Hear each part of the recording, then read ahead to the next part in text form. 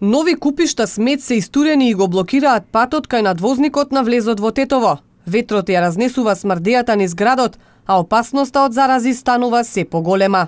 Проблемот со купиштата смет на дивата депонија наместо полека да се решава станува се поалармантен. Се нижат само ветувања на локалните власти, но решение нема.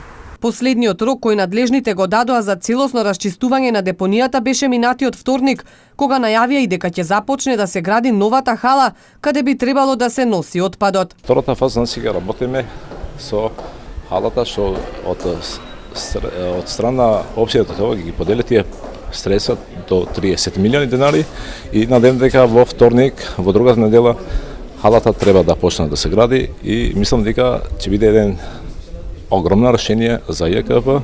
Значи, нормално че имаме многу бенефити, што е најважно, значи ЈКП нема да има трошоци за транспорт на ѓубре. Тетово повеќе од 2 децени има проблем со менаџирањето на отпадот во градот. Сите изминати локални власти досега не успеаја да најдат прифатливо решение. Единствено успешно им одеа ветувањата дека нешто ќе се реши. Најновиот даден рок и ветување на надлежните за крај на проблемот е почетокот на април.